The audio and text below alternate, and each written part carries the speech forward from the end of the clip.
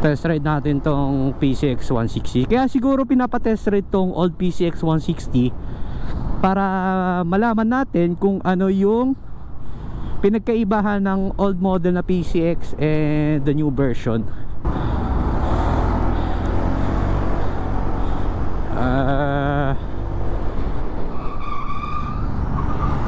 Ito talaga isa sa nagustuhan ko sa Honda. Maganda yung play ng shocks. Ayan, so meron siyang gauge, RPM, clock. Let's try this, the all new Honda PCX 160. Unang napansin ko sa kanya, ang pino ng andar niya, ang pino ng takbo. Ang ganda ng takbo ng bagong PCX. Same lang naman sila ng specs. Sa features lang pinagkaibahan. Let's go. Try natin yung yung brakes.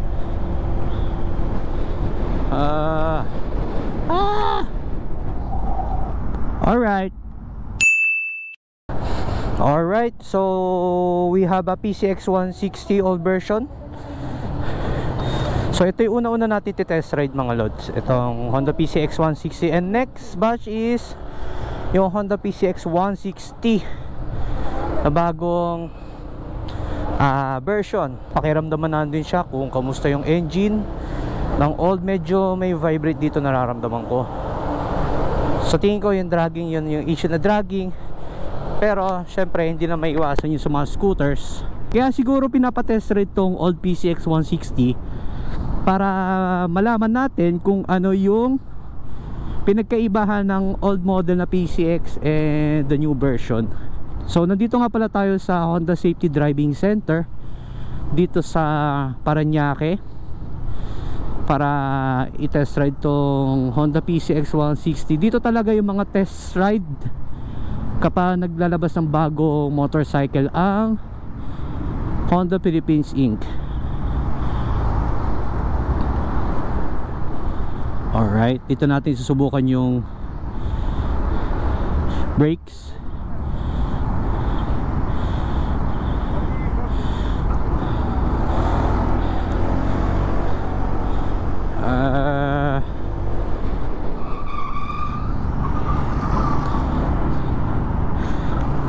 Okay, good.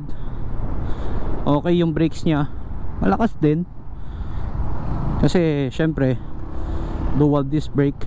Ay, saan ba tayo? Ay, doon.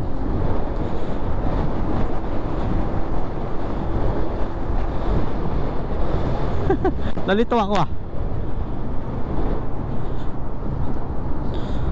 Oh, so try natin dito sa mga bumpy roads. Alright. Ito talaga isa sa nagustuhan ko sa Honda. Syempre hindi lang yung tipid, ito ring shocks nila.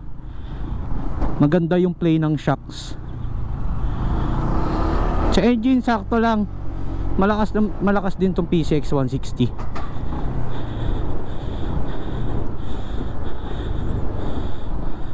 Oh, ang ganda. Ang nimble talaga nitong PCX. Pero syempre mas natitipuan ko yung PCX 160 na bago. Mas maganda yung design, mas maganda yung features doon mas updated siya kumbaga. And syempre yung TFT panel niya, maganda rin yung TFT panel niya, bago na. Pero may dalawang version kasi yung bagong PCX 160, merong non-ABS and ABS. Yung non-ABS, ABS version naman siya, combi brake system, and yung isa ABS. And naka road sync yung bagong PCX ngayon na ABS and with sub tank na. Alright, next natin yung the all new PCX 160.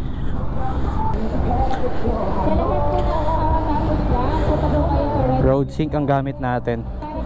Yung iba na ng ABS Ganda ng TFT display niya guys. So yun naka pala, idling stop. Off natin. Ganda solid.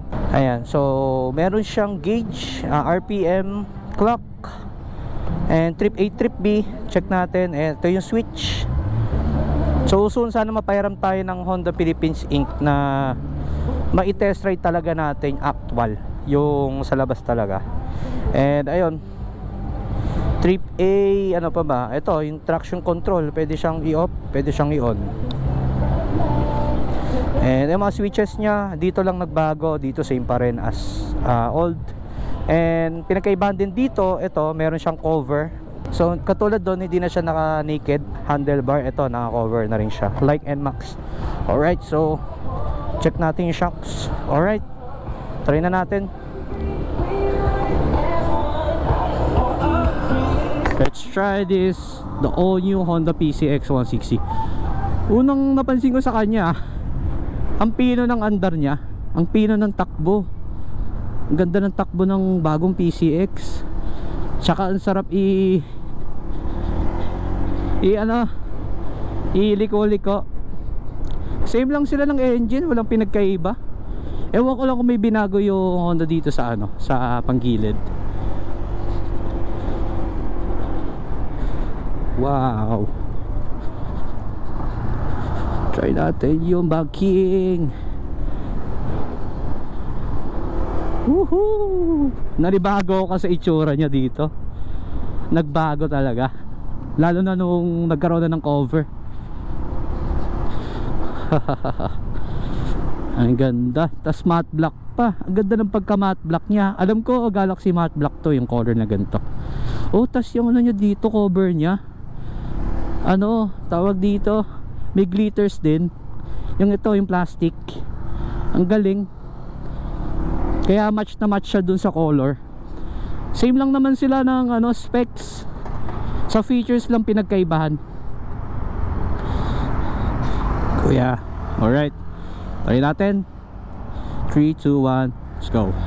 Try natin yung yung brakes.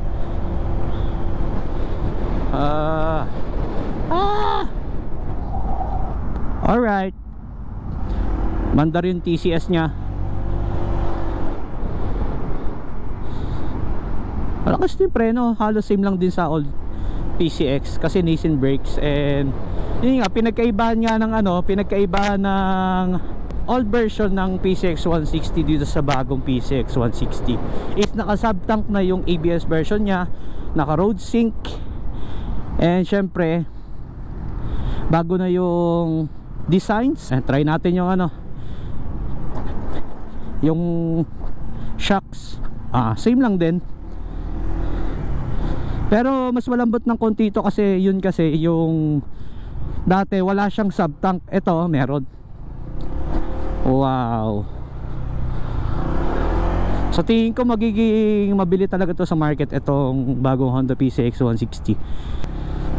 Sa designs, sa headlights, sa features, sa tipid, syempre baka Honda yan. Alright,